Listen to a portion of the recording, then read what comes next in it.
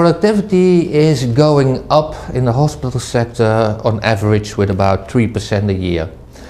This was not the case in the late 1990s when it was more or less flat. So you could say that productivity has increased quite rapidly and now is about at the same level as the private sector. Why did this happen? I think, I mean there are many reasons of course, but I think one of the main reasons was that we had reforms and that these reforms kind of opened all kind of new initiatives. You know, people had to think from one day to another, okay, we have a different health system now, so we should do things differently. And that really opened up a lots of innovation, and most studies show that especially innovations on the organizational side of the healthcare delivery system, so for example new clinics, nurse practitioners, etc., that they really add to this increasing productivity.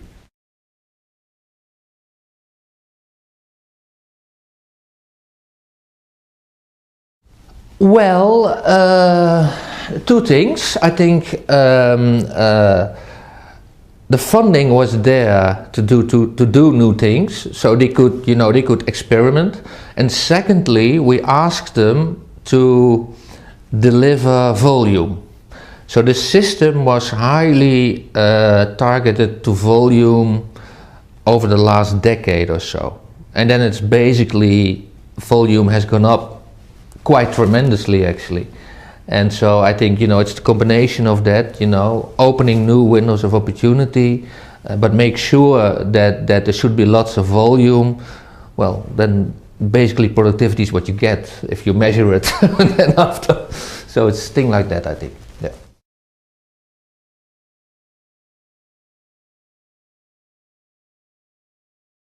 At the turn of the last century, I mean, Dutch people were among the oldest in the world in, say, the 1970s. Top three, top four, maybe something like that. Then it stagnated tremendously during the 80s and 1990s.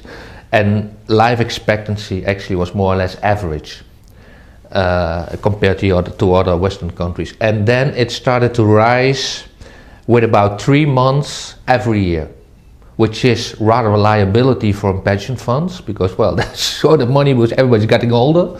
But it does show, and there are some studies underlying that, it does show that all the additional investments in the healthcare sector has really risen life expectancy. So I would say that's what we say value for money. That if you find it ethical to compare an additional year of life and monetize it, and then look at the investments, probably is huge.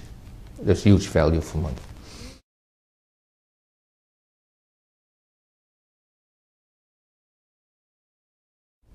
I think, from my perspective, the main lesson is that people should be stimulated to do new things. I mean, we know from studies that there is waste. We know that there is hardly any relation between the cost of care and the quality of care. So obviously you can have many best practice, but somehow they do not spread. So we know about best practice healthcare systems in the US or Spain, but mostly they're regional. Probably they're also here in the UK that one region is better than the other region, but it just doesn't spread. So the thing is, how do we spread best practices regarding value for money?